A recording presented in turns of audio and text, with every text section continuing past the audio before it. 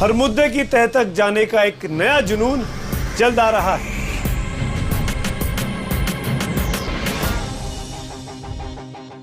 एक रिटायर्ड फौजी ने दिल्ली के जंतर मंतर पर खुदकुशी कर ली है। भिवानी के रहने वाले रिटायर्ड सूबेदार रामकृष्ण ने अपने सुसाइड नोट में लिखा है कि सरकार ने 1 रैंक 1 पेंशन लागू नहीं किया। ये सुसाइड नोट हम आपको दिखा रहे हैं जो कि IBN 7 के पास है। आप यहाँ पर देख सकते हैं कि यहाँ जो उनकी आपत्ति है, जो बिंदु है, वो इन्होंने यहाँ पर बाकायदा मेंशन भी किए हैं कि प्रार्थना ये है कि आपके द्वारा जो घोषणाएं हैं, जो घोषणा की गई उसके मुताबिक हमें 1 रैंक 1 पेंशन, 6वां 7वां पे कमीशन, शक्ति बढ़ोतरी अभी तक नहीं मिली है। इसके साथ साथ पेंशन भी कम मिलती है, जबकि पद के अनुसार जो 7 वाले हैं उनको ज्यादा मिलती है। इसी तरह के और ये दूसरा और तीसरा बिंदु भी आप यहाँ पर देख पा रहे हैं। लेकिन सबसे आखिर में अपने हाथ से उन्होंने खुद यहाँ पर लिखा हुआ है कि मैं अपने देश के लिए, अपनी मातृभूमि के लिए और जो देश के जो वीर जवान हैं उनके लिए अपने प्राणों को न्यौछावर कर रहा हूं। तो ये देखा आपने जो सुसाइड नोट यहाँ पर उन्होंने लिखा। और आपको साथ ही बता दें कि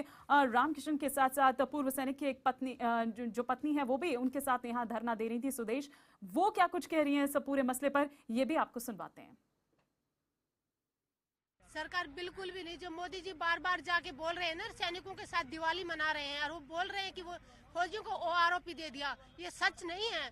क्योंकि अगर OROP दे दिया तो मैं प्रधानमंत्री जी से पूछना चाहती हूँ, अब 507 दिन से पूरे सैनिक आपके यहाँ जंतर मंतर पर क्यों बैठे हुए हैं? क्या प्रधानमंत्री जी के पास इसका जवाब है? सिर्फ एक ही जवाब चाहिए। अगर OROP दे दिया तो क्यों नहीं सरकार का एक आदमी आके यहाँ बोल के गया कि हमने OROP दे दिया, आप यहाँ क्यों बैठे हैं? और जब तक अपना असली हक नहीं मिलेगा, हम सैनिक हैं, हम अपना कदम पीछे नहीं हटाएंगे, कितना भी समय लगे।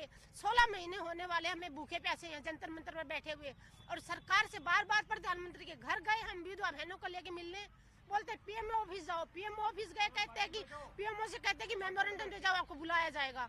16 महीने से इंतजार कर रहे हैं, अपने शहीद सैनिकों के परिवार से मिलने का टाइम नहीं उनके पास। तो एक लंबे समय से हम यहाँ पर हैं, धरना दे रहे हैं, प्रदर्शन कर रहे हैं, लेकिन प्रधानमंत्री के पास हमसे मिलने का समय नहीं है। ये एक पूर्व सैनिक की पत्नी, जिनका दर्द, जो एक गुहार यहाँ पर लगा रही थी कि क्यों ऐसा दिखावा कर रहे हैं प्रधानमंत्री के। वहाँ तो ये कहते हैं कि दिवाली हम सैनिकों के साथ जाकर मनाते हैं, लेकिन यहाँ जो सैनिक हैं, यहाँ जो अपनी मांग रख रहे हैं, यहाँ जो अपना दर्द वो बता रहे हैं, उनको सुनने का उनके पास वक्त तक नहीं है। हम एक लंबे समय से यहाँ पर बैठे हैं, लेकिन किसी के पास इतना वक्त नहीं कि हमारे पास आए। उन्होंने ये भी कहा कि सरकार अगर ये कहती है कि हमने ये लागू किया है, इतने लंबे टाइम से जो ये लटका हुआ था, और इसके बाद हमारी सरकार ने आकर अगर इसे लागू किया है, तो फिर कोई भी क्यों नहीं हमारे पास आया, हमारे पास आकर बात की? हम क्यों यहाँ पर इस तरह से पिछले एक लंबे समय से धरना कर रहे हैं, प्रदर्शन कर रहे हैं? तो ये आपने सुना पूर्व सैनिक के एक पत्नी की गुहार, एक दर्द जो वो यहाँ पर बता रही थी कि किस लिए इतने लंबे समय से उनको ये प्रदर्शन करना पड़ रहा है। हमारे सहयोगी प्रणय उपाध्याय लगातार इस पर नजर बनाए हुए हैं। प्रणय, हमने यहाँ पर सुना है पूर्व सैनिक की पत्नी की गुहार भी, वो ये कह रही है कि वहां जाते हैं दिवाली मनाने, यहाँ उनके पास वक्त नहीं है। इधर एक असंतोष है, विपक्ष लगातार सवाल उठा रहा है, लेकिन सरकार ये कहती है कि हमारी एकमात्र सरकार ये है कि आई और उसने इसे लागू किया।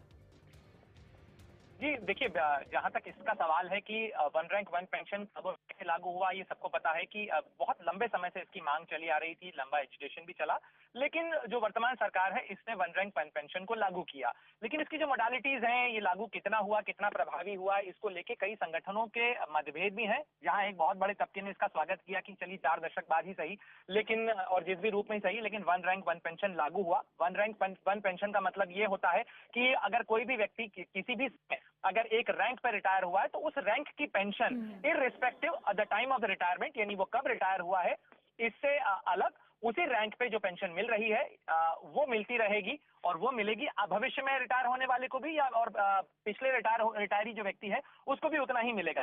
लेकिन जिस तरीके से ये लागू किया गया, उसको लेके कई संगठनों का, क्योंकि जंतर मंतर पे बहुत लंबे समय तक इसके विरोध प्रदर्शन चलते रहे, कई संगठन थे, उनमें संगठनों में भी फाड़ हो गई। लेकिन ये बात जरूर है कि इसके क्रियान्वयन को लेके जो मतभेद थे, सरकार ने एक राव कमेटी बनाई थी, एक सदस्यीय कमेटी थी जिसको कहा गया था, जिसका निर्देश था कि वो जितनी भी समस्याएं हैं जो क्रियान्वयन को लेके अन्य संगठनों की जो शिकायतें हैं उनकी सुनवाई करें, सरकार के सामने रखें ताकि उसका निदान किया जा सके। उस कमेटी ने पिछले कुछ हफ्तों पहले अपनी रिपोर्ट सौंपी है, लेकिन अभी तक क्रियान्वयन में सुधार नहीं हो सका। लेकिन जो शिकायतें थी, जो विरोध प्रदर्शन थे, वो जारी रहे और शायद उसका नतीजा है कि एक जवान ने अपनी जान दे दी। शुक्रिया प्रणय, इस तमाम जानकारी के लिए आपका।